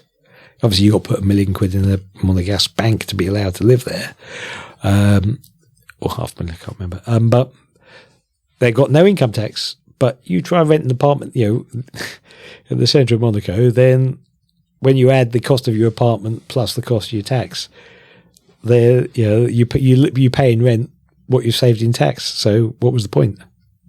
And I think a lot of people don't think about that part until they experience it, and they're like, oh my God, I'm paying 0% tax, I'm paying 10% tax or whatever, but I can't afford to I've got nothing left over, and that's when they reprogram and think, oh my god, it's not just about the tax, it's also the cost of living. And the classic one, you get Americans moving to Europe and they go, oh, your taxes are so high. They go, yep. And then they go, how much is health insurance? They go, oh no, that's free. What really? What? How? What? Free? Yeah. And then they go back and they work out that they're maybe paying less in tax, but they're paying $2,000 a month in health insurance. Yeah. And you think, well, a little, it doesn't take you that long to do the maths, or do the maths as we would say, or do the math as they would say. Why is math singular? Then to work out that actually the tax, like I say, pays for the services. Yeah. So if you're moving, it's thinking about things beyond tax. So it's if you've got children, it's schooling, because when we talked offline, you mentioned schooling is a very big thing that a lot of people kind of overlook. Well, when in my expat years, I used to joke that if the kids are happy at school, the mum's happy. If the mum's happy, the dad's allowed to be happy. If the dad's allowed to be happy, then in that day it was mostly the dads with the expats, but it's a bit more even these days. But if it works out that way, if everything falls apart if the kids aren't happy at school, I've seen people end up going home within the first 12 months because they didn't settle. And, the company that paid 50 grand to relocate them from X to Y paid another 50 grand to send them back again. And then, didn't have a job for them to go back to. And, it can get very messy. So this is the thing. Sometimes I think with like moving abroad, sometimes I think people glamorize it more than it actually is. And there's definitely a lot of factors to consider. Thank you so much, Peter, today. It's been such a great conversation with you. We've talked about so much. Where can people find you? Okay, if you are just interested in tax, I'm on Instagram at peter.ferrigno, which has got me doing little videos about tax, and some of this will be on there at some point. That's probably the easiest place to start, and that gives you links to sort of, if you've got tax questions, you want to send me an email or contact me through that. And if you're looking at residency by investment or citizenship by investment, you're thinking of going and living in another country, if you look on Henley Partners website, henleyglobal.com, that will tell you all the 40 different countries in the world where you can get a residency program and residency by investment, and then you click through there, and if you want to post a query, someone will get back to you. Yeah. What are the most popular places that people go to actually? Well, there's the ones we've spoken about. UAE, Italy, Switzerland, Spain and Portugal. Wait, you can get residency? Oh, yeah, of course you can get residency. Yeah, Spain and Portugal are still popular, even though they're not really their tax systems are broadly similar to the UK now in terms of cost, but they're still easy to get to. Property prices, quality of life. And which ones of those gives you citizenship? I know UAE doesn't. No, most of those ones you could end up with citizenship if you move there as a resident and you've been there for 5-10 years, depending. Okay. So, but citizenship is less of a option. Malta used to until last week, but that was quite expensive. You had to make a big donation to the Maltese government. So that was a way you could actually get EU citizenship. Okay. But the European ECJ, one of the European bodies decided that was not necessarily in line with the principles. So, but other countries, like if you want, people that born in countries without particularly strong passports, there are other options there if they need to travel a lot and need visas for going around the world. We got a lot of people from countries in West Africa that looking at passports, for example, and there's a that's a subspecies of what we do, and that's other people than me, so that's why I'm being a bit vague. Okay, but we got experts on that kind of thing. So if you're just looking at leaving the UK or going to live abroad, then that's residency by investment. If you're looking for a passport to make your travel easier, that's citizenship by investment. Okay. And Henley Partners is the world leader in both of those. Okay. Because I think our chairman invented it as a idea. That's an interesting idea. Yeah, it's brilliant. It's lovely working for the company that sort of knows what it's doing. At that level, it's just like, a real breath of fresh air. Yeah, amazing. Thank you so much. Like I said, it's like been such a interesting conversation. We talked a lot about the whole millionaires leaving and the impact that it can have on us everyday people. But, I like to think that whenever people are leaving, there's going to be opportunities that people can spot. And you mentioned some of them. So hopefully someone's inspired by this conversation. Do you have any final words for watchers and listeners? No, I just want to say thank you very much for inviting me. I really enjoyed it. And I hope you out there in the podcast land have enjoyed it as well. And just hopefully some of that was useful. And we'll just see where it goes. Thank you very much. Thanks so much, Peter. Thank you so much for featuring on podcast. Thanks so much for tuning into this episode of podcast. See you next week's episode.